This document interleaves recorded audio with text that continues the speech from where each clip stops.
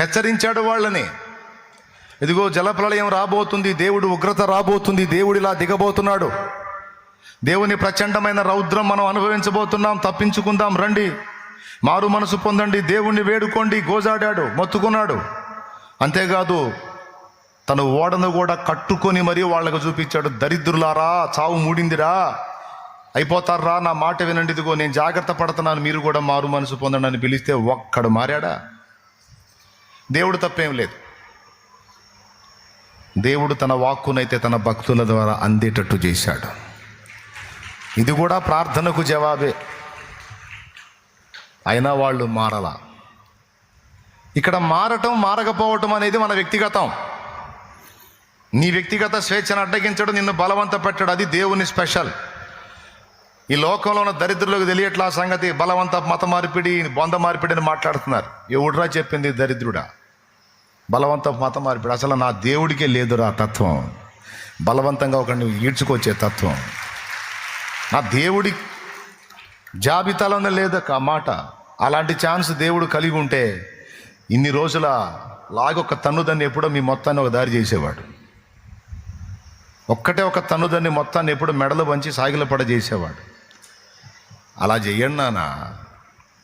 ఎవడన్నా బలవంతంగా తీసుకొచ్చి కూర్చోబెట్టినా దేవుడు వాడిని యాక్సెప్ట్ చేయడు నాన్న. దేవునికి హృదయము కావాలి. తనంతట తాను మానవుడు తన హృదయాన్ని దేవుడికి ఇవ్వాలి.